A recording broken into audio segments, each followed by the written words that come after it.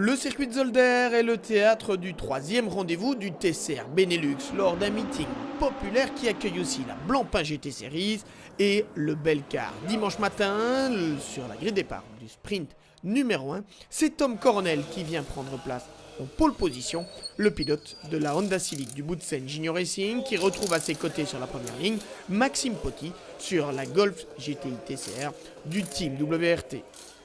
La deuxième ligne est 100% Seat avec Guillaume Mondron sur l'exemplaire du Delay Racing Team et Sam De Jong sur la voiture aux couleurs du RACB National Team. Kevin Hebring et sa Peugeot sont 5e sur cette grille de départ devant un autre néerlandais, Paul Silius, encore un néerlandais, Mika Morin, 7e, et le Suisse Stefano Comini, victime d'un problème technique lors des essais, est seulement 8e sur la grille.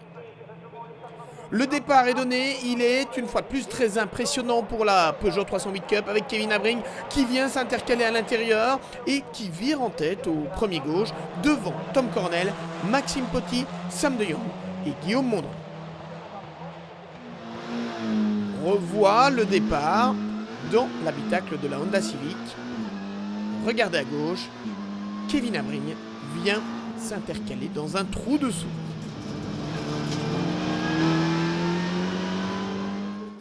À la fin du premier tour, la Peugeot mène donc devant Tom Coronel, Maxime Poty, Sam De Jong, Guillaume Mondron et Stefano Comini qui a déjà doublé les deux pilotes du Bascouton Racing.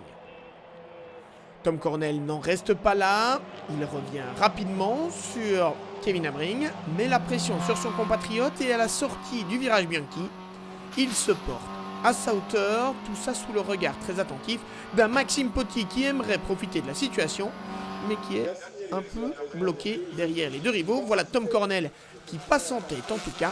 Kevin Hebring deuxième et regardez Maxime Poty qui se place sur la ligne extérieure. On passe sur la butte, direction la chicane Villeneuve. Et Maxime Poty déborde à son tour. Kevin Hebring relégué en deux virages de la première à la troisième place derrière Sam De Jong, Guillaume Mondron et Stefano Comini reste toujours en embuscade. Mais ce n'est pas fini pour Kevin Hebring, désormais menacé par la Seat jaune de Sam De Jong. Au tour suivant, au freinage de la chicane Villeneuve, le pilote du RACB National Team plonge à l'intérieur, le voilà, en troisième position. Un peu en retrait par rapport au groupe de tête, on note la bagarre entre les deux Audi du Bascouton Racing avec Paul Silius devant Mika Morin. Dans la Renault Clio Benelux Cup, domination totale de Gregory Ekmans qui devance le néerlandais Christian Dijkhoff.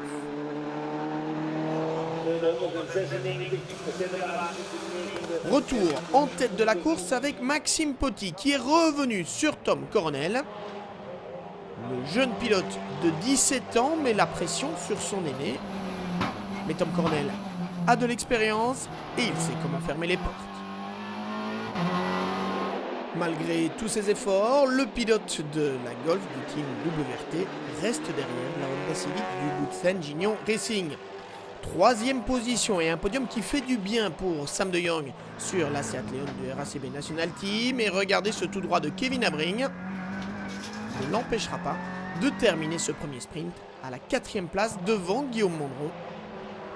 5e donc sur la Seat Leon du Delay Racing Team. 6e place pour Stefano Comini à bord de l'Audi RS3 LMS du Come2You Racing, davantage en difficulté ce week-end à Zolder. Devant par contre, domination totale de Tom Coronel qui a pu creuser l'écart en fin de parcours pour s'imposer devant Maxime Poty et Sam De Jong, déjà vainqueur de la Qualifying Long Race. Voilà un excellent week-end pour le néerlandais. Pour le départ, je n'ai utilisé aucun système d'assistance, j'ai fait ça à l'ancienne avec les pieds. J'ai vu Kevin se mettre à côté de moi, mais je savais qu'en 2 tours, il aurait des problèmes de pneus. En fait, j'ai dû choisir entre la Golf et Kevin, et j'ai préféré bloquer la Golf et laisser passer Kevin. Et à la chicane, j'ai pu le dépasser par l'extérieur. En tout cas, c'est un super week-end avec Honda.